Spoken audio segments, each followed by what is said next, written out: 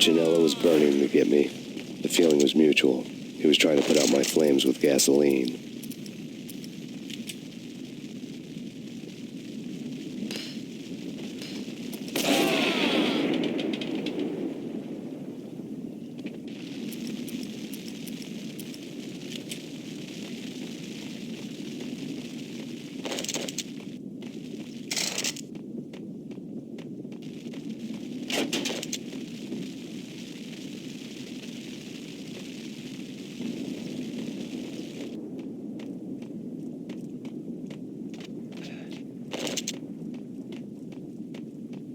The mobsters have been guarding a real treasure. The way out of this disco inferno.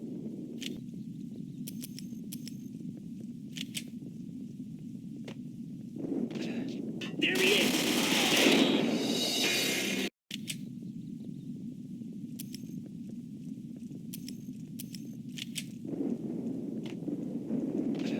It's Payne!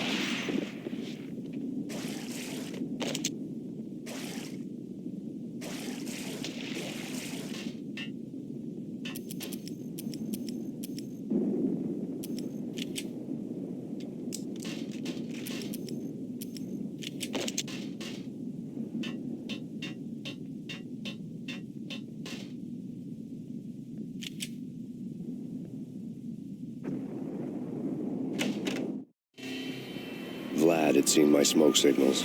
The Mercedes was revving to go, almost drowning out the banshee wail of the sirens. You coming? We'll drop you off at the Punchinello Manor. Sounds good to me. When this is over, look me up. I could use a professional like you. I'll keep that in mind.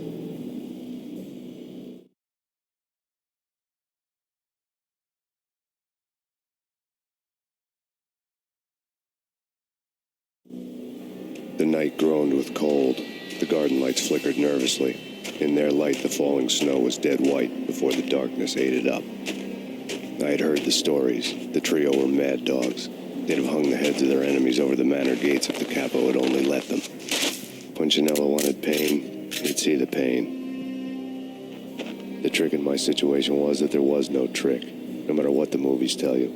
No rules, no secret mantra, no roadmap. It wasn't about how smart or how good you were. It was chaos and luck, and anyone who thought different was a fool. All you could do was to hang on madly, as long and as hard as you could. Someone had graciously left the back door open for me and killed the guards. My money was on Mona. I knew the trio would be standing between me and Punchinello. I had read their rap sheets, thick as phone books. No one would be walking out of here alive. The numbing cold of the broken night had followed me in. Upstairs, the trio tangoed down the manor halls to the silent rhythm of their murderous hearts. The blood of their victims rust on their lips. Vince Mignano, Pilot Providence, a.k.a. Big Brother, and Joe Deadpan Salem. The pistol was a frozen lump in my hand, piercing the skin, gnawing me to the bone.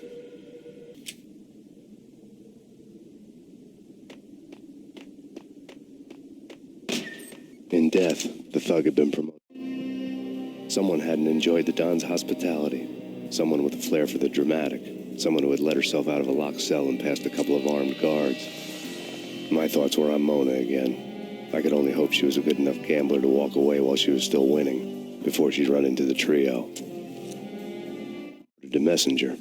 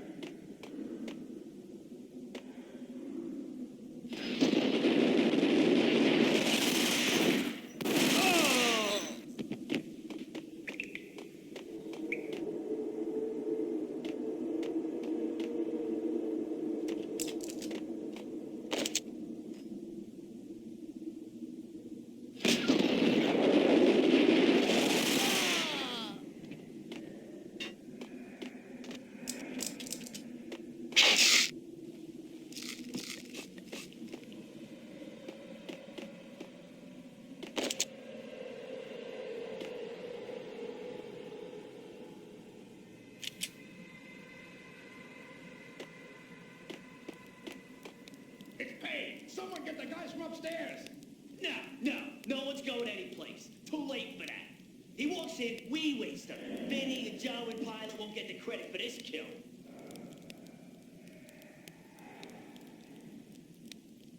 What the hell?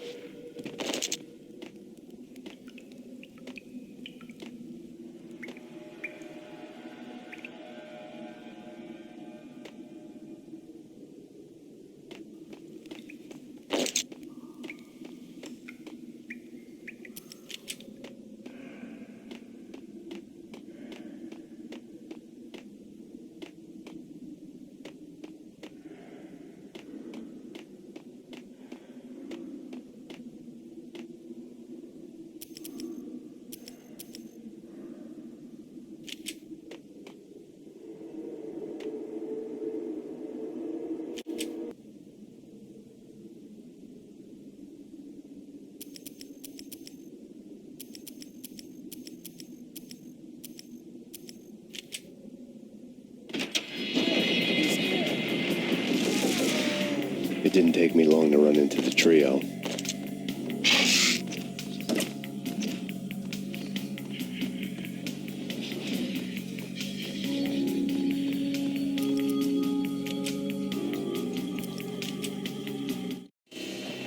The word on Lisa Punchinello was that she was a bit of a witch. The tarot cards on the kitchen table fit the picture. They weren't my kind of cards, but I was willing to take a crack at the hand Mrs. Punchinello had dealt. The first card was the Tower. Maybe that was supposed to be the manor. It got easy after that. The devil was the master of the house, and death was me, coming for him.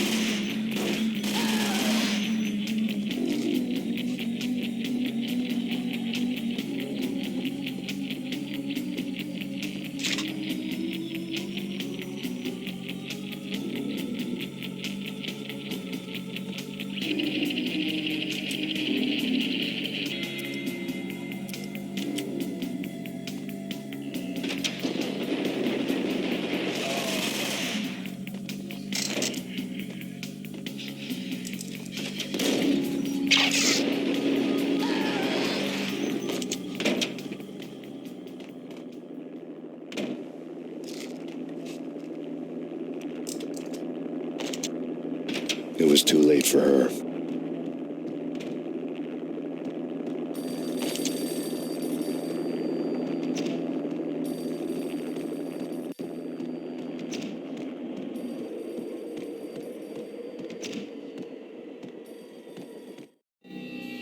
You're a real angel, Max. I couldn't tell whether it was Mona or her sister. The body was a mess. The sick bastard had really gotten a kick out of it. Seeing her lying there got me thinking about another woman's body on another bed. Got me thinking about a fallen cradle.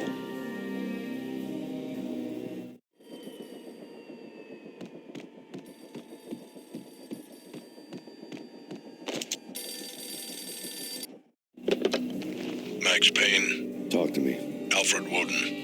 You've got company. An armed helicopter just landed on the manor grounds. You must hurry. The more the merrier.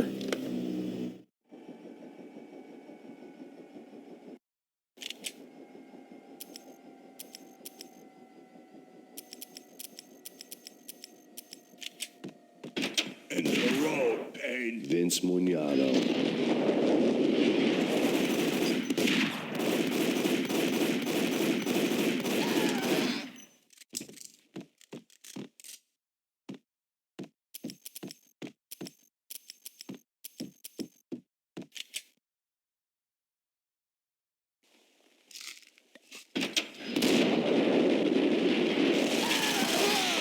Punchinello's trio was done for.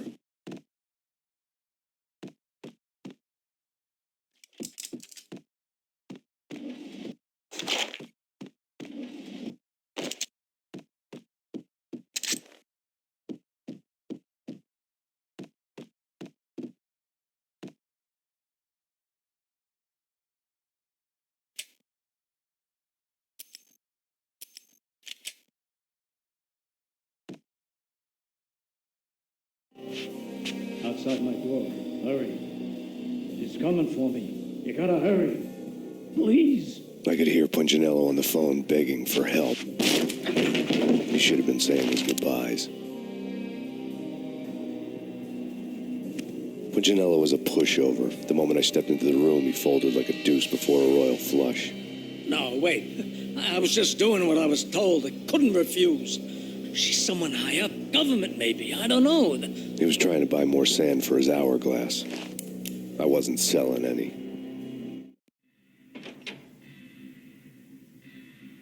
No, I told him not to.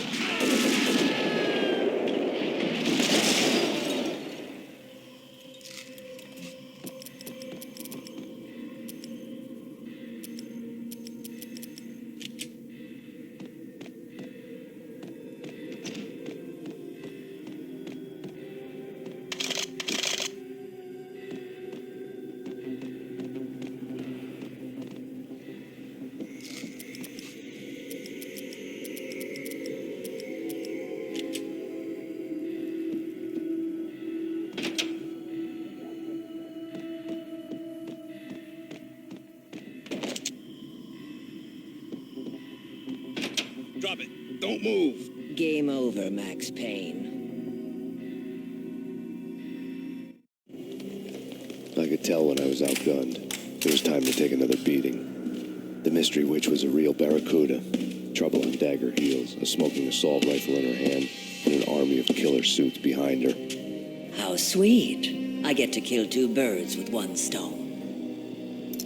Sooner or later, it was going to catch up with you. Mr. Payne, it's time to show you the benefits of my brew. Be a good boy now. You'd find that Lady Luck was really a hooker. You were fresh out of cash.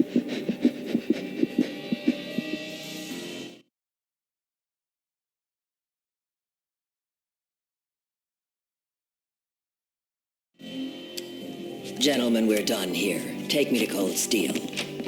She had just given me an OD of Valkyr. I could feel green fire eating my brains. They turned to steam. They did a fade on me. I'd never had a chance. The witch had got me just as sure as if she put a gun to my head and pulled the trigger. The shadows rushed me, bruised mugshot faces hungry for revenge. They knew my weak spots and closed in for the kill. The floor turned into a vortex of green blood. I fell. The flesh of fallen angels.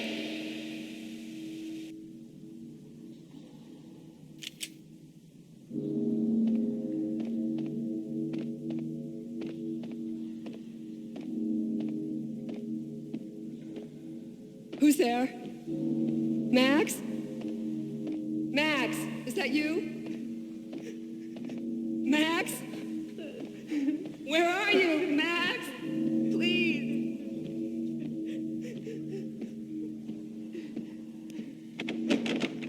No, please, Max, no. I'm sorry. Please don't, Max, no, please.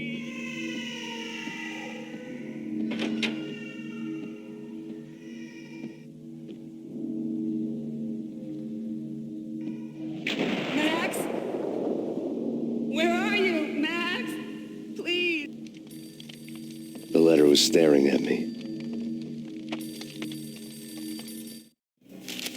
There was something disturbingly familiar about the letter before me. The handwriting was all pretty curves. You're in a graphic novel. The truth split my skull open, a glaring green light washing the lies away. All of my past was just fragmented still shots, words hanging in the air like balloons.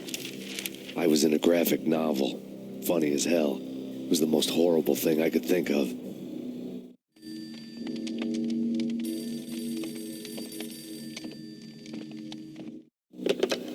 Bartender is shiny stuff, and dreams are made of stooped necromancers. He sings like a banana wrist, having strayed too close to the constellations on their shaved skulls. There was a bad line in a prank call. Someone spouting insane babble. I couldn't make sense of it.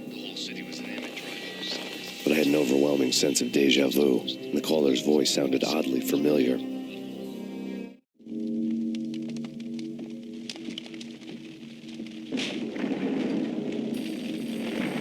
The weird piece of paper looked dangerous. There was something disturbingly familiar about the letter before me. The handwriting was all pretty curves. You're in a computer game, Max. The truth was a burning green crack through my brain, weapon statistics hanging in the air, glimpsed out of the corner of my eye, endless repetition of the act of shooting, time slowing down to show off my moves, the paranoid feel of someone controlling my every step. I was in a computer game. Funny as hell, it was the most horrible thing I could think of.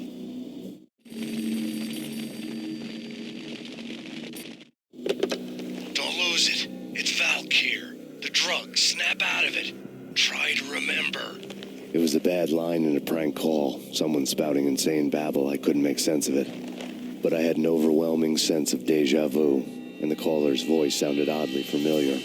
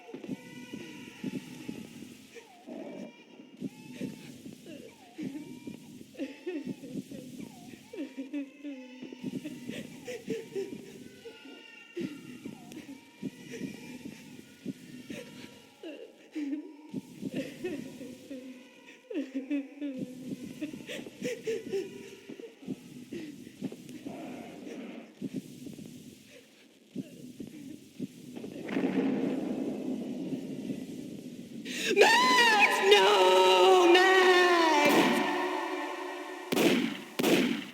Murderer! You killed her!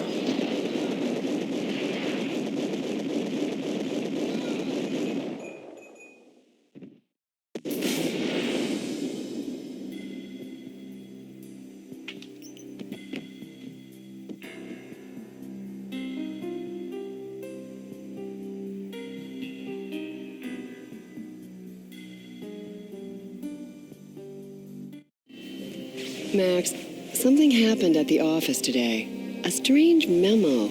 Something about Vikings. Honey, I gotta run. You can tell me all about it this evening. Have a nice day, darling. The bullet holes were rubies on her chest, blood glowing on her ivory skin. She was so beautiful. The killer was smiling. The flesh of fallen angels.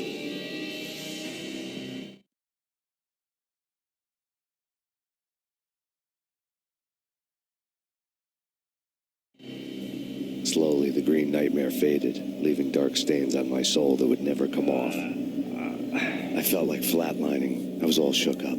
I woke up in a cold sweat, sick and tired to the bone, lying in a puddle of my own puke. The hag had said, "Take me to Cold Steel," before it had all gone crazy. It was a clue, the only one I had.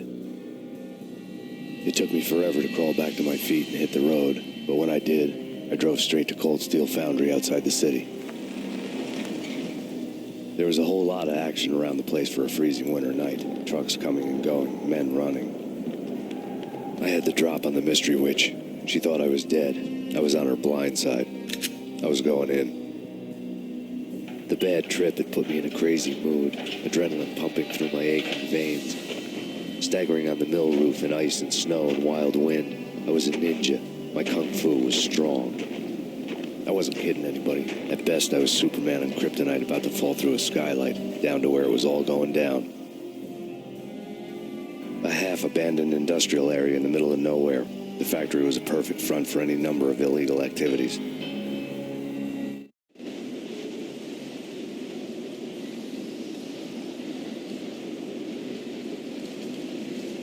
In the belly of the plant, molten metal boiled and bubbled like a witch's brew.